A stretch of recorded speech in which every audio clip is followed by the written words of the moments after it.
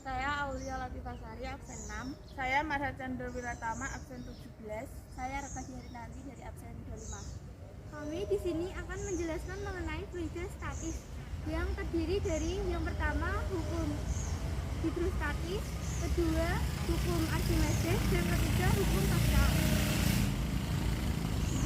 Dalam pembahasan mengenai rumus fluida statis, ada baiknya kita memahami pengertiannya terlebih dahulu. Fluida adalah zat yang dapat mengalir. Kata fluida mencakup zat cair dan gas karena keduanya memiliki kemampuan untuk mengalir. Berbeda dengan zat padat. Contohnya air, minyak, ataupun nitrogen. Sifatnya dapat mengalir dari suatu tempat yang lain menjadikan hal tersebut dikategorikan sebagai fluida. Fluida statis adalah fluida yang berada dalam fase tidak bergerak atau diam, atau fluida dalam keadaan bergerak tetapi tak ada perbedaan kecepatan antar partikel fluida tersebut. Contohnya, air pada gelas yang tidak diberikan gaya akan diam, atau air sungai yang mengalir dengan kecepatan konstan. Fluida statis. Tekanan hidrostatis adalah tekanan di dalam zat cair atau fluida akibat berat zat cair di sebelah atas titik itu. Tekanan yang diakibatkan oleh gaya yang ada pada zat cair terhadap suatu luas bidang tekan pada kedalaman tertentu. Tekanan dirumuskan sebagai gaya per luas atau F per A. Kemudian di sini rumus dari tekanan hidrostatis adalah P kali G kali H, di mana P adalah tekanan hidrostatis, P adalah massa jenis, G adalah kecepatan gravitasi, dan H adalah tinggi. Nah, tinggi diukur dari permukaan zat cair. Dalam tekanan hidrostatis, mencakup kedalaman akan berpengaruh terhadap tekanan yang dihasilkan. Ketika suatu masuk ke dalam air, artinya massa jenis benda tersebut lebih besar dari massa jenis atau 1000 kg per meter kubik.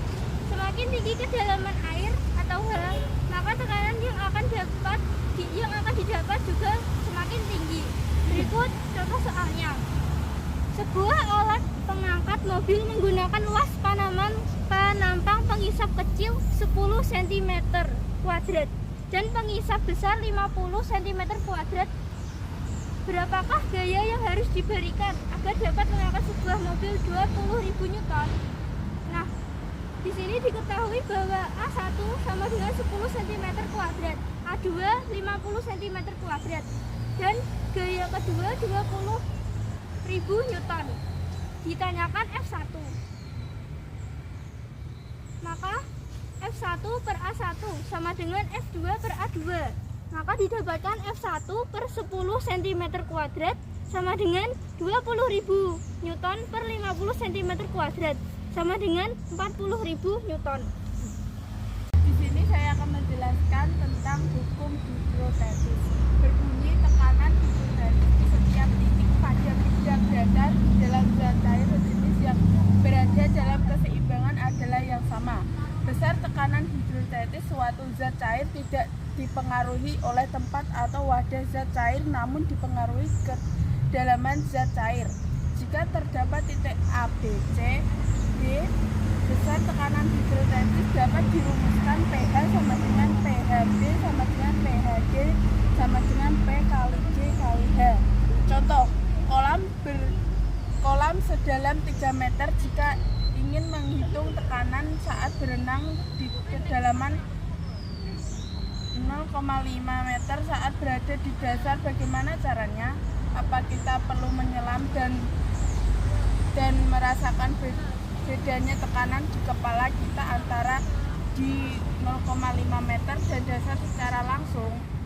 Nah, jawabannya has 5 selisih ketinggian antara di dasar dengan di 0,5 meter, maka H sama dengan 3 kurang 0,5 meter. H sama dengan 2,5 meter. P sama banding H banding G H. P sama dengan 1000 kilogram per meter kubik. meter kubik kali 9,8 meter per S kuadrat kali 2,5 meter. Dan jawabannya P sama dengan 24.500 PH. Saya akan menjelaskan tentang hukum Archimedes. Berikut bunyinya. Gaya ke atas pada suatu benda yang akan dicelupkan dalam sebuah fluida sama dengan berat fluida yang dipindahkan oleh benda tersebut. Berikut ini adalah rumusnya. FA sama dengan WZ atau WZ cair yang diperpindahkan. FA sama dengan P kali V celup kali H. Keterangannya FA sama dengan gaya ke atas, P sama dengan massa jenis fluida, V celup sama dengan volume benda yang tercelup. Berikut keterangan terjadi 3 kemungkinan. Yang pertama terapung. Berikut gambar terapung. FA lebih besar daripada W. Yang kedua melayang. FA sama dengan W, sama-sama FA sama W. Yang ketiga tenggelam. PA lebih kecil, FA lebih kecil daripada W. Berikut ini gambar-gambarnya. Saya akan membahas lagi lanjutan dari hukum Archimedes. Gaya apung. Gaya apung dirumuskan FA sama dengan WBU kurang WBF.